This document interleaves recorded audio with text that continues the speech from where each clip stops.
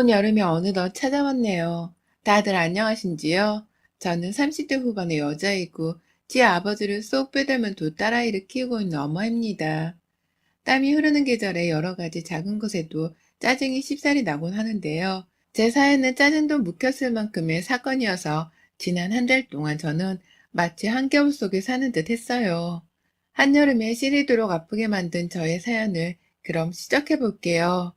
저의 남편은 평범한 직장인입니다. 부군 공무원이 저와 함께 맞벌이로 살고 있고 벌어오는 월급을 잘 모아 살면서 딸들을 키우고 있었죠. 우리 부부한테 하나 특별한 것이 있었다면 바로 제가 남편보다 한 살 연상이라는 것이었는데요.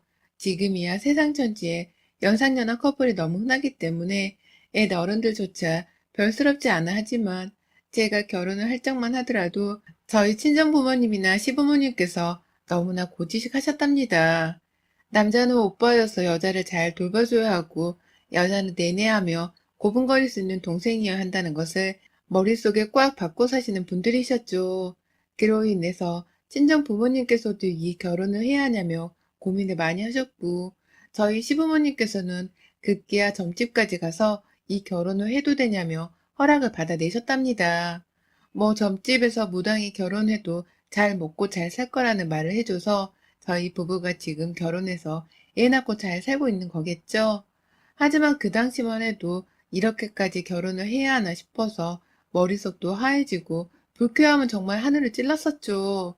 내가 싫으면 싫다 말을 할 것이지 겨우 나이 하나 때문에 여기저기 나를 민망스럽게 만드시나 싶어서 정말 불쾌했습니다. 그런데 남편의 집안 사정을 좀 더 들여다보니 시부모님이 왜 연상인 여자와 결혼을 안 시키려고 하셨는지에 대해서 알겠더라고요. 이해를 하는 건 아니었지만 그 마음을 아주 조금은 알아챌 수 있었어요. 바로 남편의 형제들 때문이었습니다. 결혼 전부터 알고는 있었다만 시집으로 와보니 남편에게는 누나가 셋, 그리고 형이 하나 있었습니다. 저희 남편이 이 집안의 막내 아들이었던 것이었죠. 남편의 성격이 상당히 온순하고 또 화를 잘 내지 않는 편이었어요. 저를 잘 챙겨주고 애정 표현을 많이 하던 모습이 배우자로서 마음에 들어 결혼을 하겠다고 마음먹었습니다.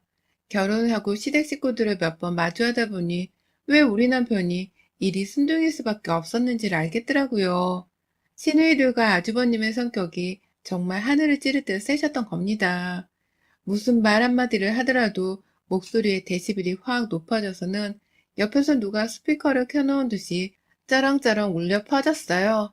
정작 그 자식들을 낳은 시부모님조차도 자기 자식들이 말을 주고받을 때는 감히 껴들 생각을 하지 못하시더라고요. 저마다 자기 주장을 펼쳐대느라 바쁜 토론 속에서 더 큰 목소리를 내면서 끼고 들어갈 용기가 없으셨던 겁니다. 그리고 막내 아들이었던 우리 남편도 마찬가지였어요. 형 누나들에 치이고 살았다 보니 성격이 온순할 수밖에 없었고 그나마 막내이고 말을 잘 듣는다면서 애정 표현을 많이 해주던 시어머니 덕분에 남편도 사랑을 많이 받고 자란 이후로 저에게 애정 표현을 많이 해주는 것이었습니다. 그런 남편을 보면서 결혼을 하고 나서까지도 또 연상인 사람이랑 살면서 동생 취급을 받아야 하냐며 저희 시부모님이 저를 반대하셨던 것이고요. 조금은 알겠는 시부모님의 걱정이 이해는 되더라고요. 그렇다고 시부모님의 눈치를 막 보면서 남편 옆에서 머리를 조아리며 살 생각은 추워도 없었습니다. 그저 우리 부부가 잘 사는 모습을 보여줘야겠다고 생각을 했고요.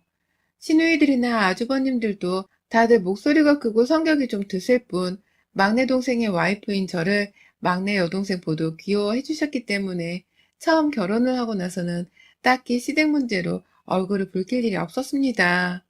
다들 저희 부부보다 오래전 결혼하셨고 자식들도 다 낳아둔 상태였기 때문에 솔직히 서로가 바쁘다는 이유로 얼굴 보고 살 일이 별로 없었어요.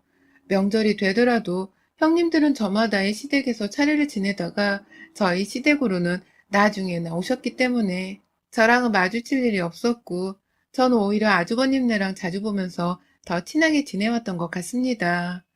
형님이 저랑 딱 한 살 차이신데 제가 첫 아이를 임신했을 때에 형님께서 둘째 아이를 임신 중이어서 공통점이 많은 이유로 함께 잘 붙어 다녔어요. 그건 지금까지도 마찬가지고요. 그런데 결혼 생활을 좀 하다 보니 시누이들이나 형님이 아닌 시어머니께서 그렇게 제 속을 썩이시더라고요. 그리 연락을 자주 하면서 얼굴 보고 사는 사이는 아니었기 때문에 큰 마찰이 일어나진 않았지만 명절일 때나 어쩌다 밖에서 다 같이 외식을 하자며 만났던 때에는 그렇게 제 앞에서 제 남편이 힘들어 보인다는 말을 하곤 하셨습니다.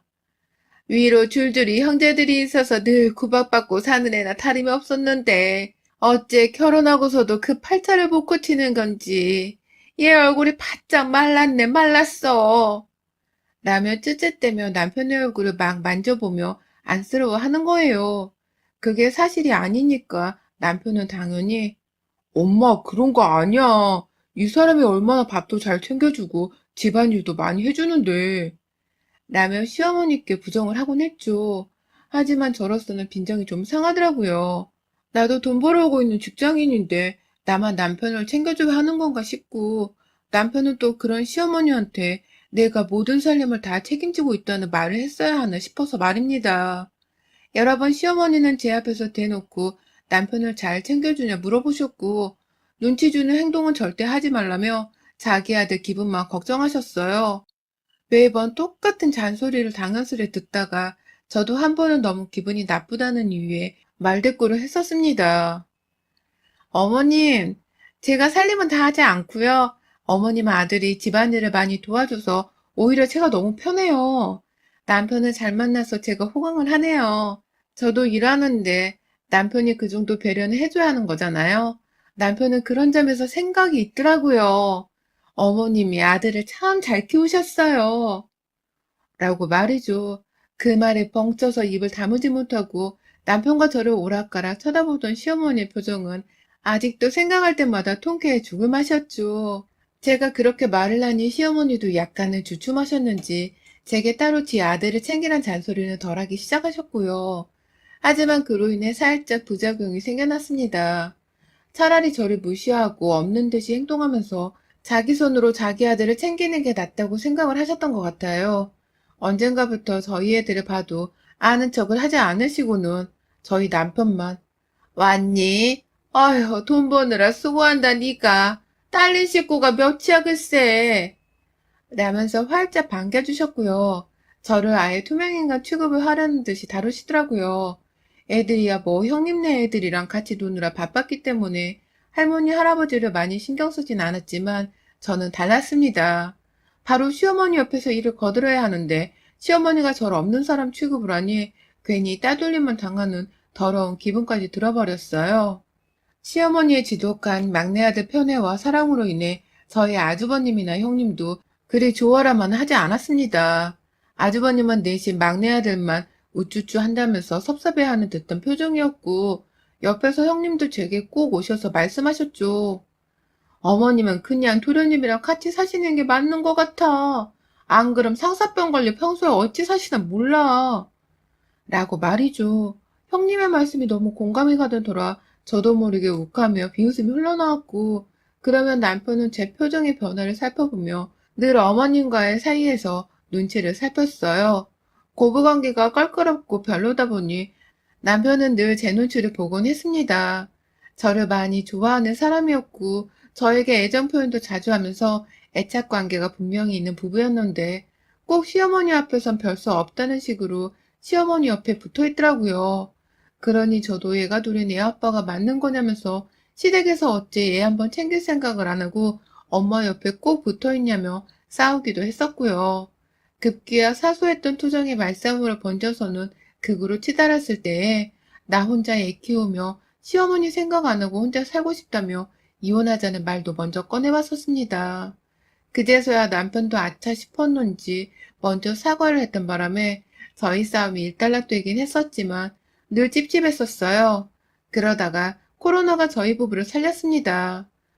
코로나가 터지고 나서 제가 시어머니를 아이들 핑계로 안 만나려고 하다 보니 시댁에 갈 일이 없었거든요.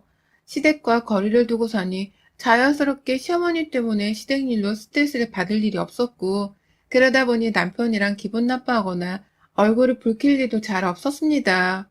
그런데 의외로 시어머니도 저희를 부르지 않으시더라고요. 허구한 나 막내 아들 걱정된다며 아들 휴대폰으로만 쏙 전화를 해서는 찾으시더니만 통 부를 생각을 하지 않으셨어요. 그러더니 올 6월 남편이 이상해지기 시작했습니다. 안 하던 짓을 하기 시작하더라고요. 직장인 남편이 그간 잘 하지도 않던 야근을 갑자기 코로나 후폭풍 때문이라면서 열심히 해대기 시작했고, 집안에서도 내내 안절부절 못한 채로 핸드폰을 손에서 놓지 못했어요. 왜 그렇게 불안해하냐며 혹시 회사에서 잘릴 대기 명단에 오르기라도 했냐면서 걱정이 되는 마음에 남편은 달래보고 어루만져 주려고도 해봤지만 소용없었습니다. 만약 회사 일 때문이면 내가 돈을 벌고 있으니 언제든지 부담을 덜 가져도 된다면서 위로를 해주려고 했지만 남편은 듣지를 않는다는 식으로 핸드폰만 바라보다 급기야 도착한 문자 한 통에 집을 나서기까지 했어요. 불안하고 겁이 나더라고요. 남편의 핸드폰으로 도착한 문자 소리에 저조차 긴장이 되었고 딸들과 마누라를 뒤도 돌아보지 않은 채 모른 척 집을 나서는 남편의 그 뒷모습을 본 순간 여자의 직감이랄까요? 남편이 바람을 피운다는 것을 알았습니다.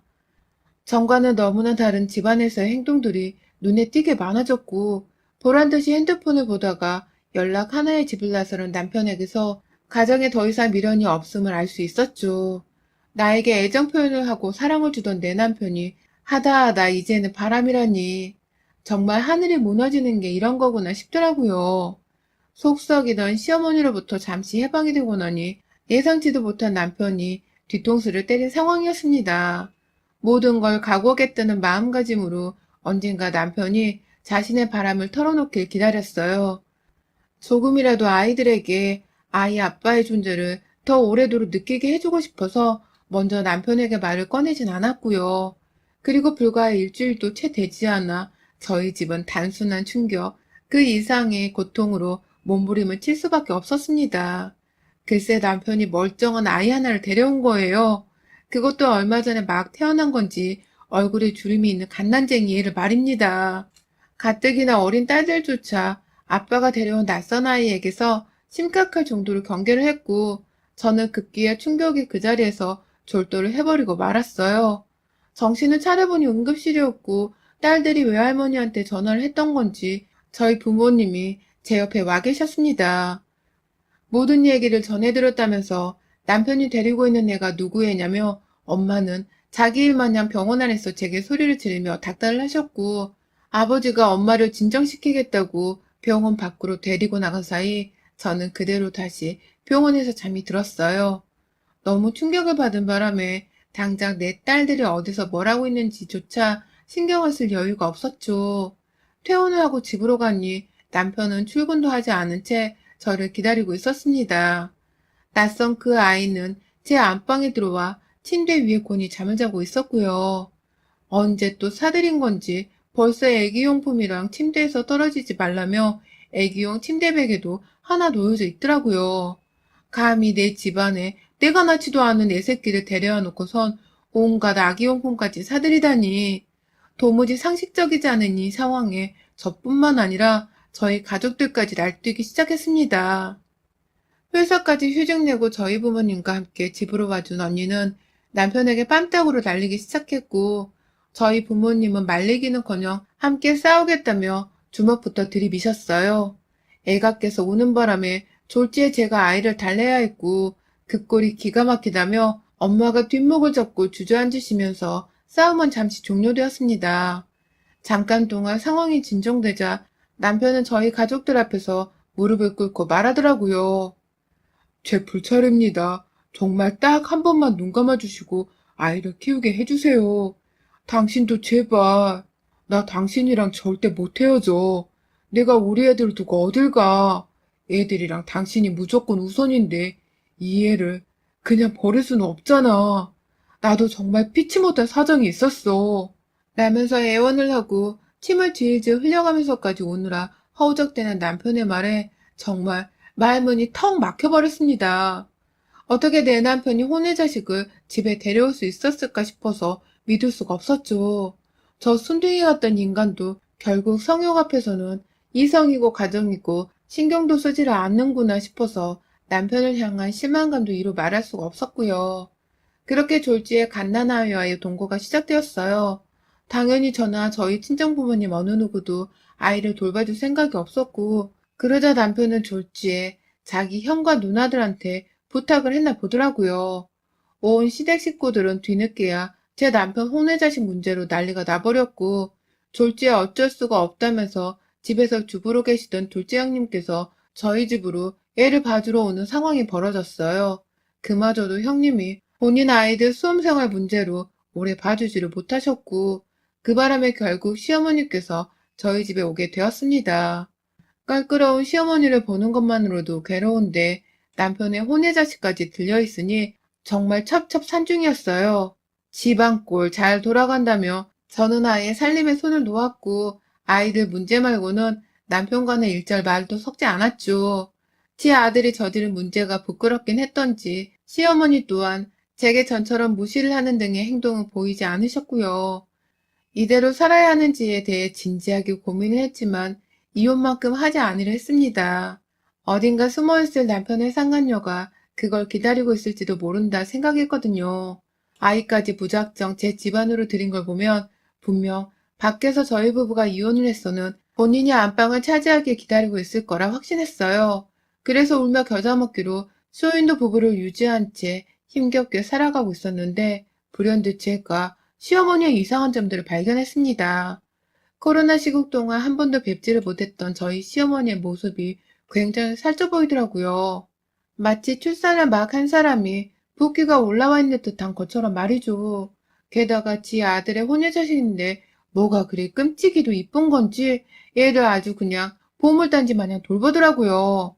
정작 아이의 아빠라는 남편은 퇴근을 하고 와도 시어머니가 이를 보도록 내버려 두기만 했고 얼굴을 아예 거들떠도 보지 않는 일이 빈번했습니다.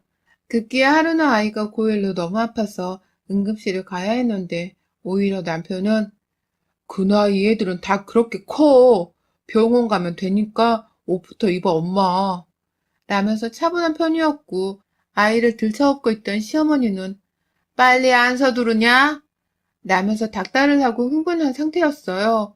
새벽 내내 아이를 껴안고 있었는지 애가 열이 나는 것까지 그 새벽에 바로 알아채셨더라고요. 그렇다 보니 저도 생각이 많아졌습니다. 그럴 리는 없겠지만 설마 시어머니가 남편의 상간녀를 알고 있나 싶기도 하고 그래서 상간녀의 부탁을 받고서는 아이를 저리 끔찍하게 챙기는 건가 싶었죠. 그런데 무엇보다 병원에서 아이의 상태를 걱정하며 눈물을 보이던 시어머니의 태도에 저는 또다시 의심을 하지 않을 수가 없었습니다. 설마 저 아이가 시어머니와 연관이 있는 건 아닌가 하고 말이죠. 그리고 결국 저는 남편이 갓난아기를 저희 집에 데려온 지 한 달이 되던 그날 아이와 남편의 친자 검사를 의뢰하게 되었습니다. 그리고 이틀 만에 나온 검사 결과는 충격적이게도 유전자 불일치한다는 소견을 보였어요. 남편이 아이를 집에 데려왔을 때만큼이나 흥분을 해서는 남편의 사지를 찢어놓겠다는 태도로 사실을 말하라며 소리쳤습니다. 친자검사를 의뢰한 것을 알고 있던 저희 친정엄마까지 찾아오셔서는 어찌된 일이냐며 집안을 아주 박살을 내셨고요. 아이를 데리고 산책하겠다며 집 밖 개천을 걷다 들어오신 시어머니는 난장판이 된 집구석에 겁이 덜컥 났는지 도로 나가려다가 저희 엄마 손에 집 안으로 이끌려 들어오셨어요. 졸지에 모자가 그리고 그 갓난아이까지 세 명이서 제 앞에 허리를 숙였고 이내 남편이 아닌 시어머니의 입 밖에서 먼저 나온 말은 정말 믿기 힘들었습니다. 미안하다. 이 아이는 사실 내 아이야. 네 남편이 날 도와주려고 했다가 졸지에 혼의 자식을 끌고 온 파렴치한 쓰레기가 되어버렸구나. 이게 다 내 탓이다. 애미가 부족한 탓이야. 라면서 흐느낀 채로 제가 아닌 남편에게 사과의 말을 건네시더라고요. 그러니까 이제 보니 이 아이는 남편의 혼외자식이 아니라 나이 든 우리 시어머니의 혼외자식이었던 것입니다. 시어머니가 코로나 기간 중 바람을 펴서 임신을 하게 되었고 평소 늘상 품이 넓은 치마를 입고 지내던 바람에 임신인 줄도 모르고 있다 중달쯤 되어 임신 사실을 알았다고 하더라고요.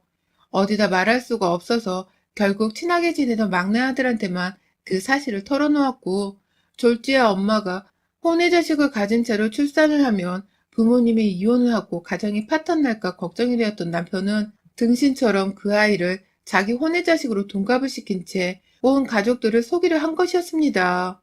자기 아이인 것처럼 바꿔치기해서는 자기 늦둥이 동생을 저희 집으로 데려왔고 그 바람에 남편은 제게 죽어도 이혼은 하지 않을 것이라는 어중간한 말을 뱉어내면서 붙잡아 두고 있었던 것이었어요. 그 와중에 아이가 보고 싶다는 시어머니를 아이 곁에 두기 위해서 저희 집으로 아이를 돌봐달라는 부탁을 하는 척하며 데려온 것이었습니다. 이 사실은 저나 온 시댁 식구들은 아무도 몰랐던 것이었어요. 결국 저희 친정어머니는 남편의 혼외자식이 아니란 사실에 가슴을 쓸어 내리셨어요. 저 또한 마찬가지였고요.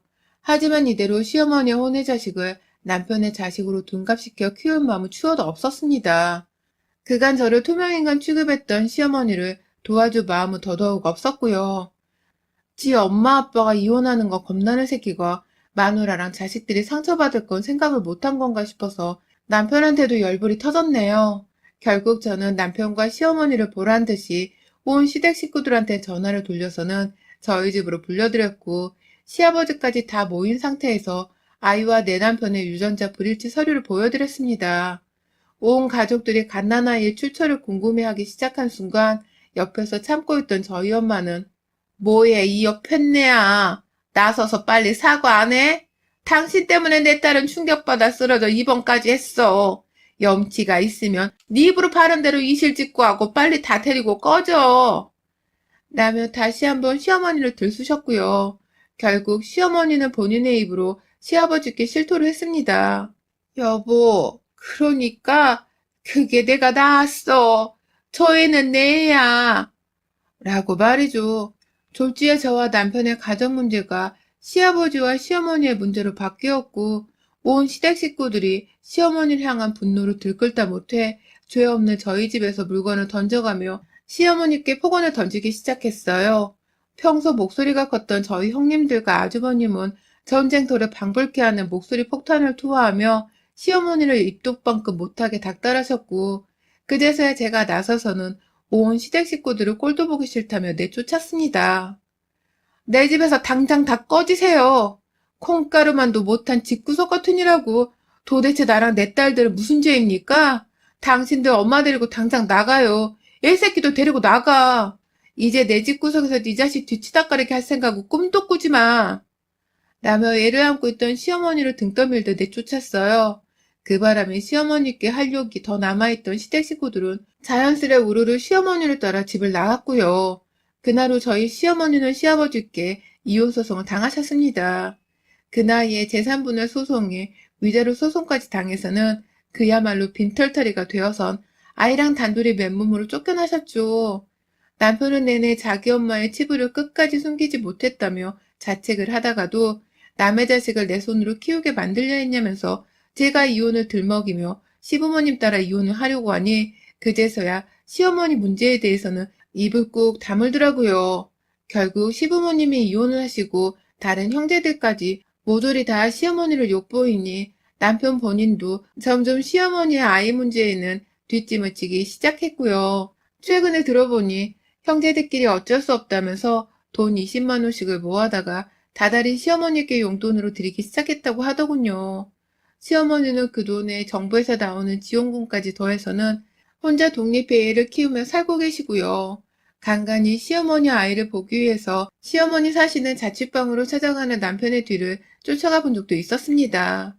차마 본인이 이제 더 이상 도울 건 돈 말고는 없다고 생각을 한 건지 남편은 늘상 시어머니를 찾아갈 때마다 아이 선물을 사가거나 먹을 것을 사며 돈을 써서는 찾아가더라고요. 그 꼴을 보니 저도 다시금 화가 나기 시작했습니다. 그래서 전 혹여나 남편이 그 늦둥이 동생이 대학을 갈 때 대학 입학금에 등록금까지 보태준다고 나설까봐 남편과 이혼하지 않는 대신에 모든 우리 부부의 재산 명의를 제 앞으로 돌리는 데 합의를 했습니다. 남편 명의로 되어 있던 지금 사는 아파트에 남편과 제가 각자 타고 다니는 차량, 그리고 그 밖에 남편이 월급을 받고 있는 통장까지 싹 다 제 명의 혹은 제 손 안에 들어와 관리되고 있는 중입니다. 그 아기의 길을 내 집안에서 혹은 내 귀 앞에서 입 밖으로 꺼내기라도 하면 가차없이 이혼하고 빈털터리로 나가 네 동생을 직접 돌보라며 변호사 끼고서 각서까지 썼고요. 아슬아슬한 줄타기를 유지 중인 저희 부부지만 그래도 당장 내 집안에서 남편의 혼외자식인 줄 알았던 아기가 사라져 얼마나 가슴을 쓸어내리며 사는 중인지 모릅니다. 남편 자식이 아니라 천만 다행이지만 혹여나 내 남편에게 잘 키워주려고 도움의 손길을 뻗지는 않을까 싶은 마음에 정말 눈에 불을 켜고 남편의 카드 내역을 살펴보며 지내고 있어요. 이게 사는 건가 싶고 이렇게 계속 살아도 되나 싶지만 이제 모든 재산 명의는 제 것이니까 미래에 대한 큰 불안감은 없습니다. 오히려 남편이 뭐라도 한 건 저지르는 순간 확 이 자식이랑 이혼해버리고서 나 혼자 씩씩하게 아이들을 키워내는 상상을 해보며 사는 중이네요. 사실 그렇게 되길 바라는 마음이 살짝 더 크기도 합니다. 여러분의 생각은 댓글로 남겨주세요. 오늘도 시청해주셔서 정말 감사합니다.